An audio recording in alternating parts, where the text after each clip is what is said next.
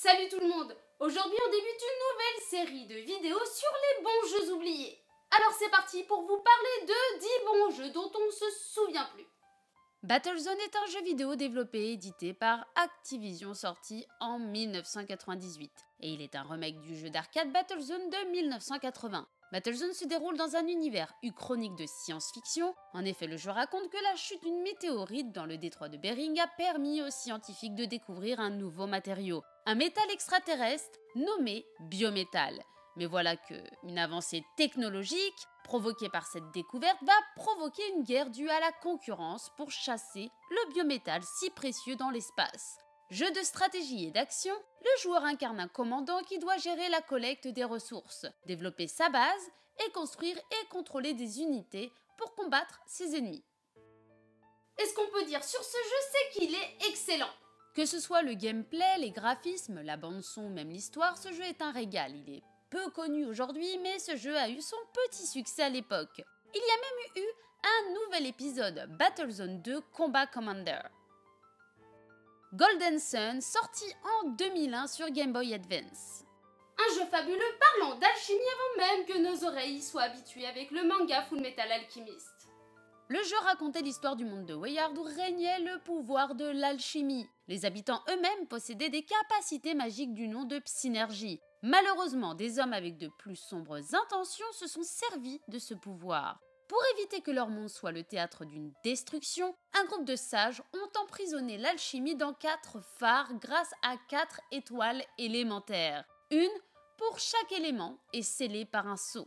Le temps passa et les êtres humains oublièrent même ses capacités à part quelques humains. Mais un jour, le sceau se brisa et les étoiles furent volées par des individus en quête de pouvoir. Mais voilà que Vlad et Gareth partent pour récupérer les étoiles volées et empêcher les phares élémentaires d'être réactivés en utilisant eux-mêmes la psynergie. Le jeu est génial pour différents points. Déjà la jouabilité qui est agréable, les combats au tour par tour qui nous permettent d'exploiter les capacités des personnages et l'univers est quand même bien réalisé.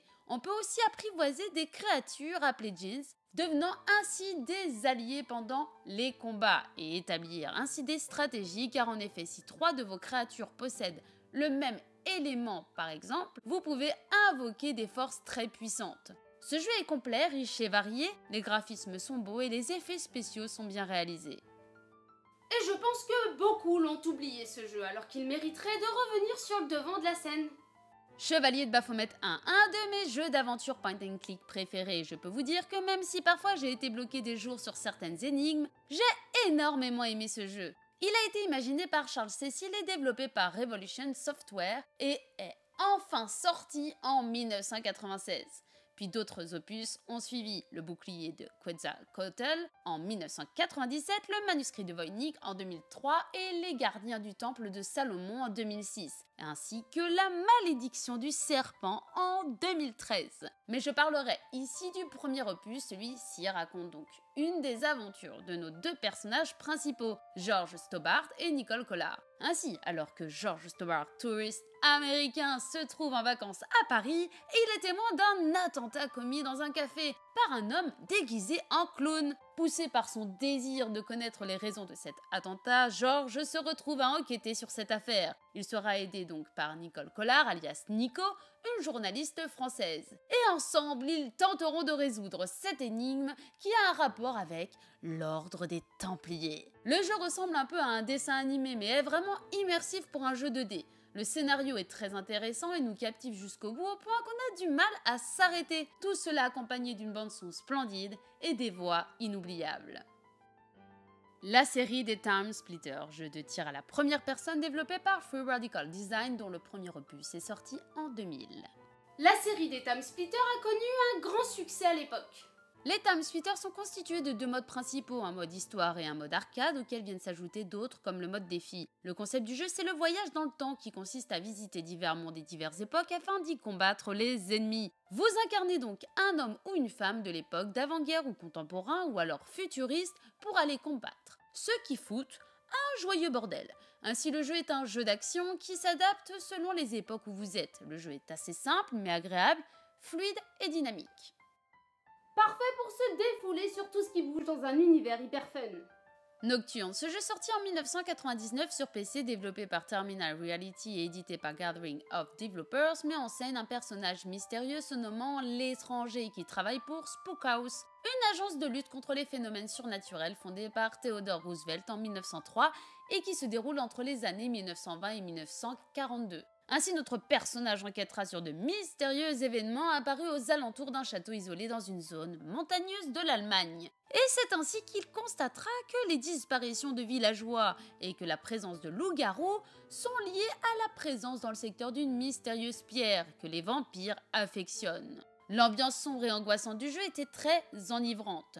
Ce qu'on aime dans ce jeu, c'est l'atmosphère ténébreuse, les nombreuses références au folklore horrifique, ainsi qu'une trame narrative captivante représentée par un personnage principal charismatique. La bande-son, sombre et glauque à souhait, nous transporte dans cette aventure gothique et on apprécie les efforts des concepteurs pour nous faire ressentir différents sentiments et sensations tout au long du jeu.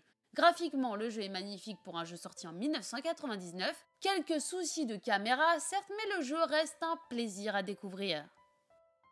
Blood Rain, sorti en 2002 et développé par Terminal Reality, est inspiré du jeu Nocturne ayant les mêmes concepteurs. D'ailleurs, on peut remarquer les ressemblances entre l'héroïne de Blood Rain et l'héroïne de Nocturne, appelée Svetlana, une autre demi-vampire et traqueuse surnaturelle. De plus, certains ennemis, comme les daimites et les vampires chauves-souris, sont présents dans les deux jeux. Aussi, le niveau final du jeu a lieu au château de Godstadt, déjà apparu dans Nocturne. Ainsi, le jeu suit l'histoire de Rain, une demi-vampire possédant quelques pouvoirs surnaturels et une force incroyable, travaillant pour le compte de la Brimstone Society, une société secrète qui enquête sur le surnaturel et se déroule à la veille de la Seconde Guerre mondiale. Elle sera donc envoyée pour enquêter après que quelques événements se soient produits. La durée de vie du jeu est un peu courte et c'est bien dommage car on aime combattre avec notre héroïne. Personnellement, j'ai bien aimé le jeu, il a eu son petit succès et même si on peut relever quelques lacunes, on l'apprécie. Le jeu est quand même bon et sait nous transporter dans une ambiance sombre et envoûtante.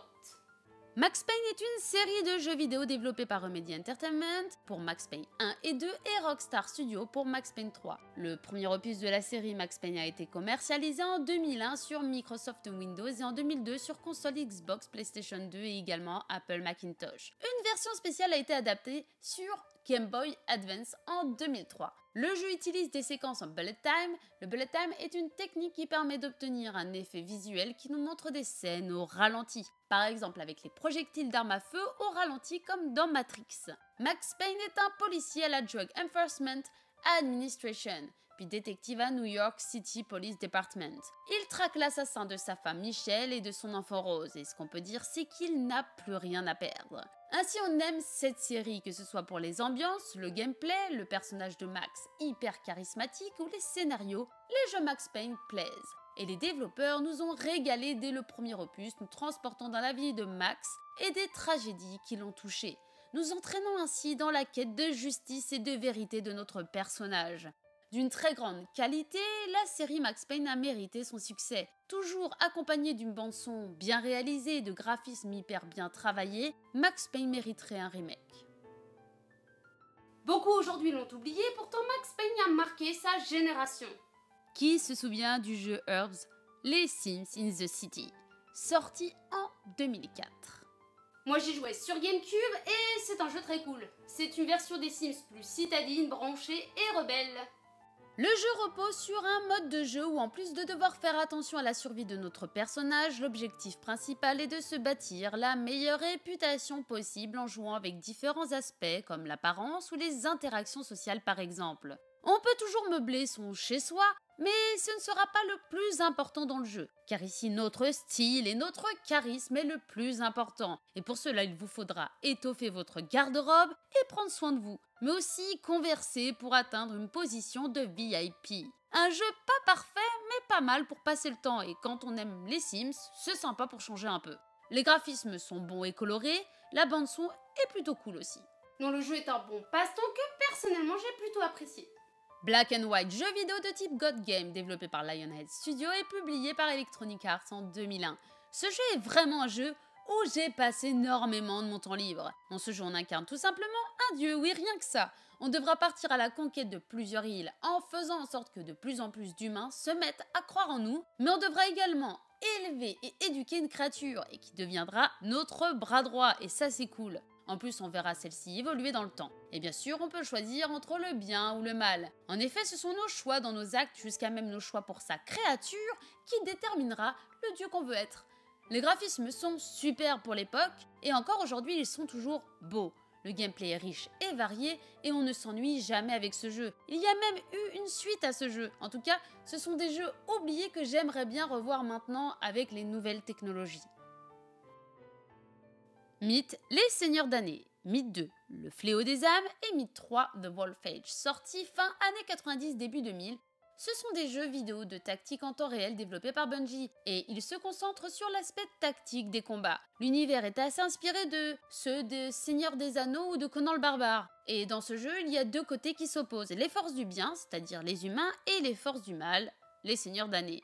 Le jeu nous permet de contrôler plusieurs types d'unités et vous pouvez jouer seul ou à plusieurs. Ainsi dans le jeu, les armées des forces des ténèbres envahissent les terres des hommes. Toutes les terres? Non, c'est sans compter une petite ville peuplée d'irréductibles humains qui résistent encore et toujours à l'envahisseur. Ainsi il vous faudra gérer vos troupes pour vous mener à la victoire. Et ce jeu très détaillé avec de multiples possibilités d'action doit être étudié avec minutie pour arriver à vos fins. Un super jeu avec de très bons graphismes et qui nous captive mais que peu se souviennent. Voilà, j'espère que vous avez apprécié cette vidéo. En attendant la prochaine, je vous souhaite une bonne game à tous. Si vous avez aimé cette vidéo, n'hésitez pas à vous abonner, à cliquer sur la cloche, à mettre un petit pouce bleu et puis pourquoi pas me laisser un petit commentaire.